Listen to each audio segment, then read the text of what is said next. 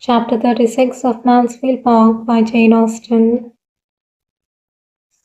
Edmund now believed himself perfectly acquainted with all that Fanny could tell, or could live to be conjectured, of her sentiments, and he was satisfied.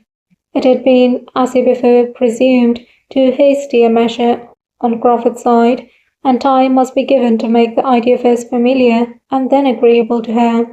She must be used to the consideration of his being in love with her, and then a return of affection might not be very distant. He gave this opinion as the result of the conversation to his father, and recommended there being nothing more said to her, no further attempts to influence or persuade, but that everything should be left to Crawford's assiduities and the natural workings of her own mind. Sir Thomas promised that it should be so. Edmund's account of Fanny's disposition he could believe to be just. He supposed she had all those feelings, but he must consider it as very unfortunate that she had, for, less willing than his son to trust to the future, he could not help fearing that if such very long allowances of time and habit were necessary for her, she might not have persuaded herself into receiving his addresses properly before the young man's inclination for paying them were over. There was nothing to be done, however, but to submit quietly and hope the best. The promised visit from her friend, as Edmund called Mrs. Crawford, was a formidable threat to Fanny, and she lived in continual terror of it. As a sister, so partial and so angry, and so little scrupulous of what she said, and another light so triumphant and secure, she was in every way an object of painful alarm. Her displeasure, her penetration, and her happiness were all fearful to encounter, and the dependence of having others present when they met was Fanny's only support in looking forward to it. She absented herself as little as possible from Lady Bedroom, kept away from the East Room, and took no solitary walk in the shrubbery, in her caution to avoid any sudden attack.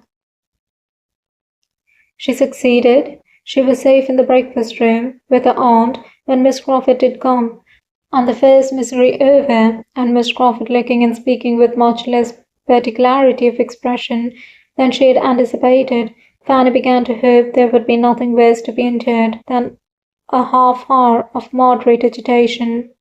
But here she hoped too much.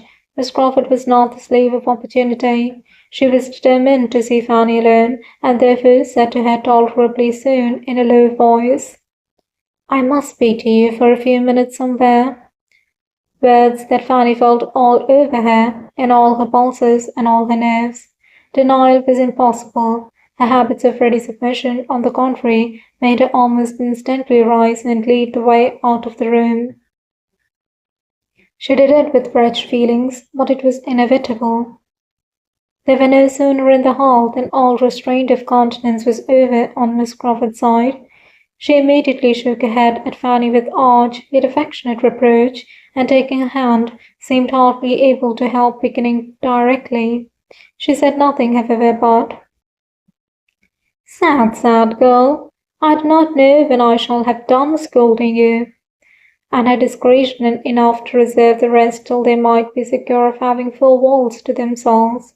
Fanny naturally turned upstairs, and took her guest to the apartment which was now always fit for comfortable use, opening the door, however, with a most aching heart, and feeling that she had a more distressing scene before her than ever that spot had yet witnessed. But the evil ready to burst on her was at least delayed by the sudden change in Miss Crawford's ideas, by the strong effect on her mind which the finding herself in the East Room again produced.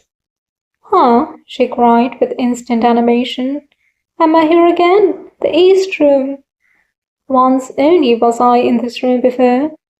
And after stopping to look about her, and seemingly to retrace all that had then passed, she added, "Once only before. Do you remember it? I came to rehearse. Your cousin came too, and we had rehearsal. You were our audience and prompter. A delightful rehearsal. I shall never forget it. Here we were, just in this part of the room. Here was your cousin. Here was I. Here were the chairs. Oh, why will such things ever pass away?" Happily for her companion, she wanted no answer. Her mind was entirely self-engrossed. She was in a reverie of sweet remembrances. The scene we were rehearsing was so very remarkable. The subject of it so what shall I say?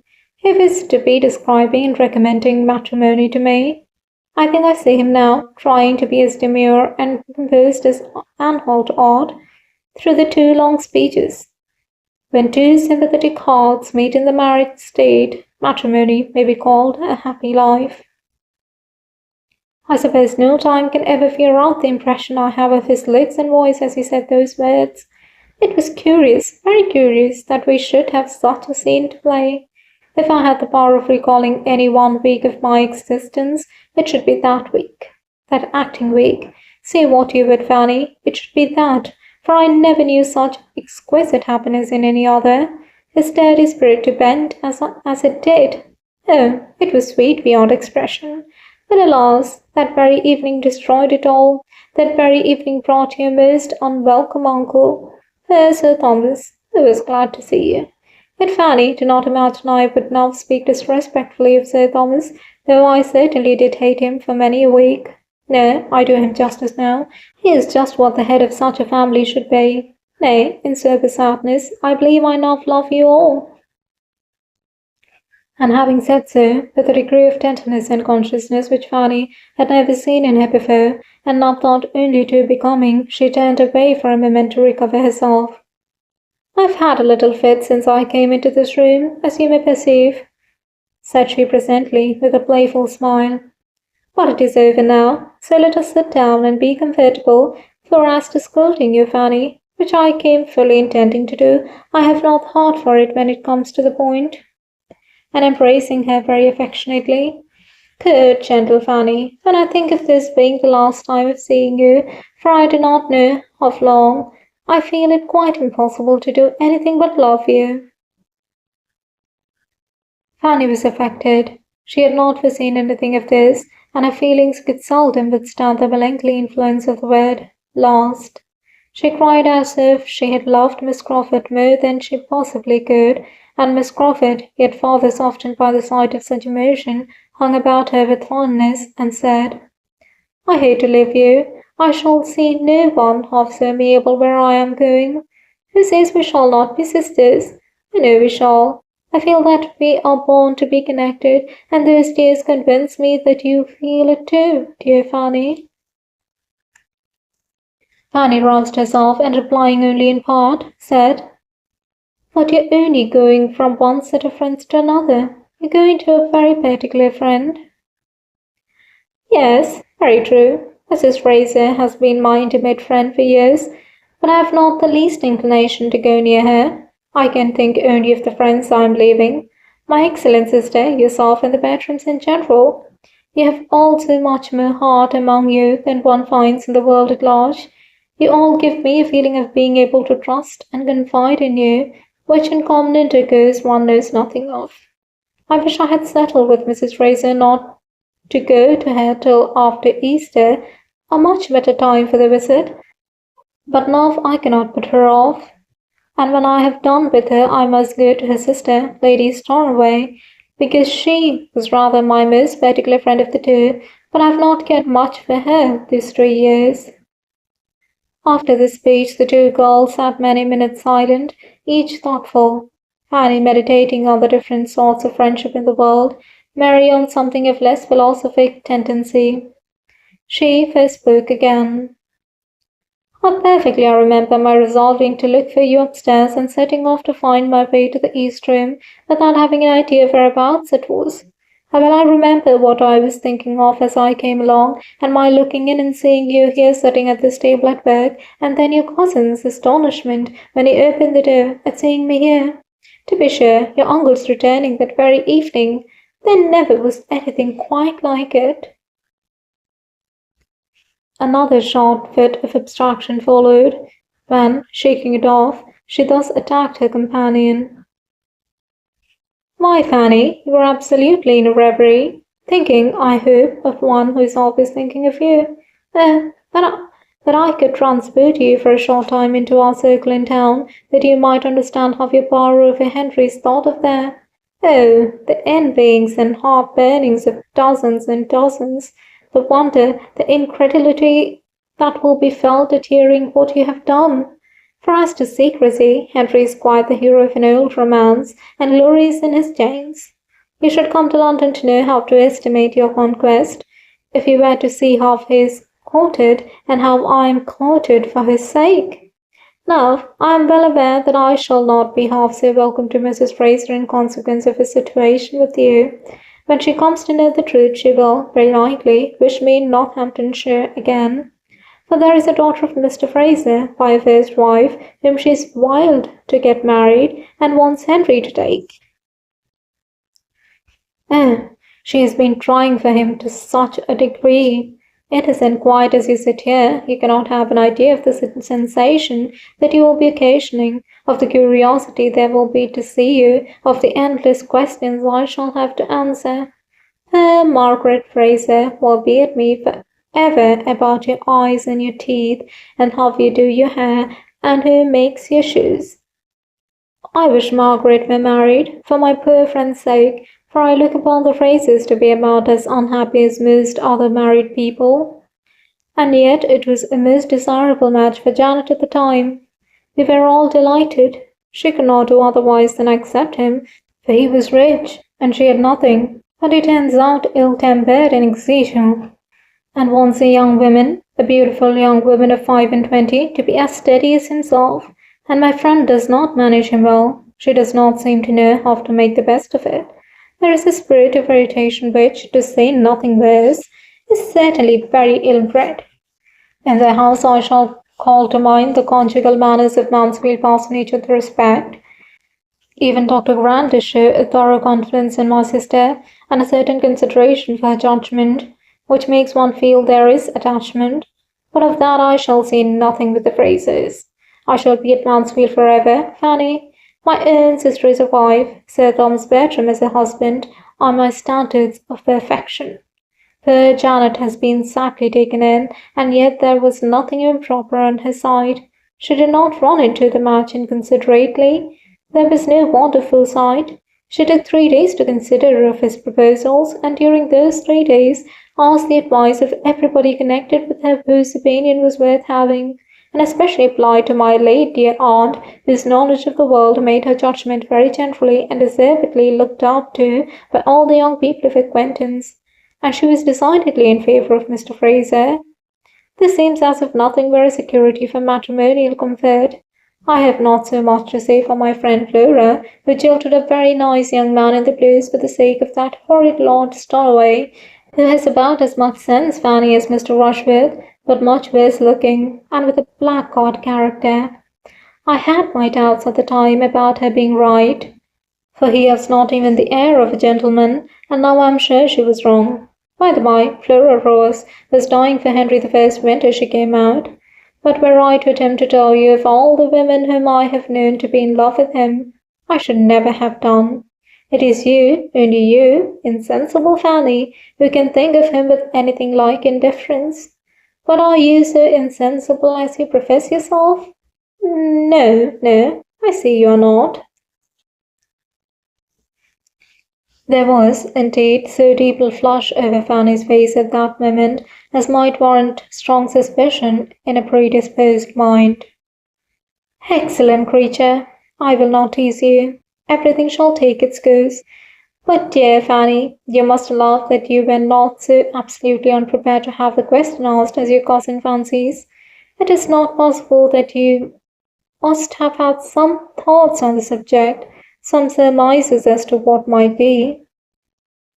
You must have seen that he was trying to please you by every attention in his power. Was not he devoted to you at the ball? And then before the ball, the necklace? Oh, you received it just as it was meant. You were as conscious as heart could desire. I remember it perfectly. Do you mean, then, that your brother knew of the necklace beforehand? Miss Crawford, that was not fair. Knew of it? It was his own doing entirely, his own thought. I am ashamed to say that it had never entered my head, but I was delighted to act on his proposal for both your sakes. I will not say, replied Fanny, that I was not half afraid at the time of its being so, for there was something in your look that frightened me, but not at first. I was as unsuspicious of it at first. Indeed I was. It is as true as that I sit here, and had I had an idea of it, nothing should have induced me to accept the necklace. As to your brother's behaviour, certainly I was sensible of a particularity. I had been sensible of it some little time, perhaps 2 or 3 weeks, but then I considered it as meaning nothing. I put it down as simply being his way, and was as far from supposing as from wishing him to have any serious thoughts of me. I had not, Miss Crawford, been an inattentive observer of what was passing between him and some part of this family in the summer and autumn. I was quiet. I was not blind. I could not but see that Mr. Crawford allowed himself in gallantries which did mean nothing. I cannot deny it. He has now and then been a sad flirt, and cared very little for the havoc he might be making in young ladies' affections. I have often scolded him for it, but it is his only fault, and there is this to be said, that very few young ladies have any affections worth caring for. And then Fanny, the glory-fixing one, who has been shot at so by many, of having it in one's power to pay off the debts of one's sex. Oh, I am sure it is not in women's nature to refuse such a triumph. Fanny shook her head. I cannot think well of a man who sports with any woman's feelings, and there may be often a great deal more suffered than a stanter-by can judge of. I do not defend him.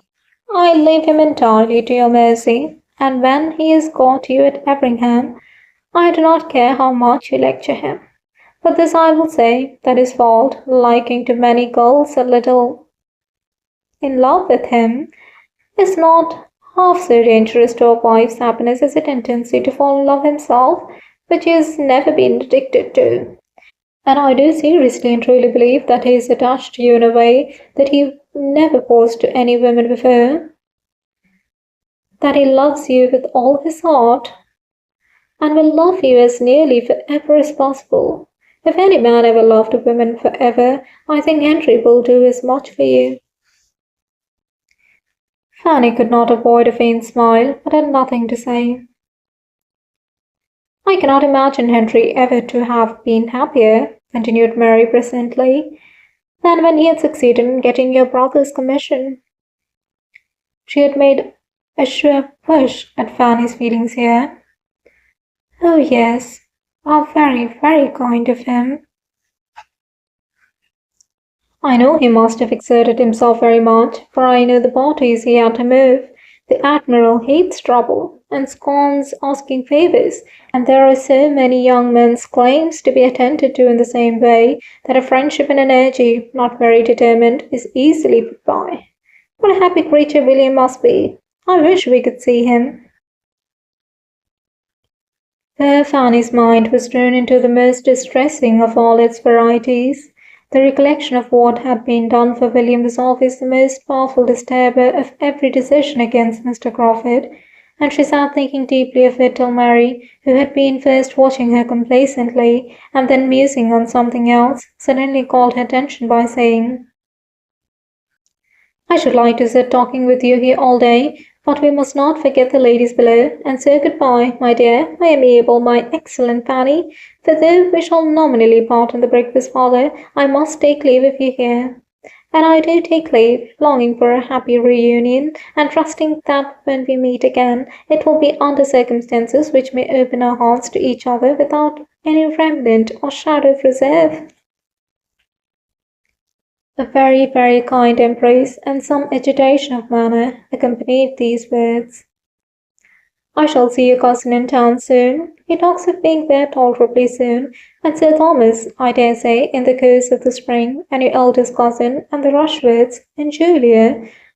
I am sure of meeting again and again, and all but you. I have 2 favours to ask, Fanny. One is your correspondence. You must write to me. And the other, that you will often call on Mrs. Grant and make her amends for my being gone. The first, at least, of these favours Fanny would rather not have been asked, but it was impossible for her to refuse the correspondence. It was impossible for her even not to accede to it more readily than her own judgment authorized.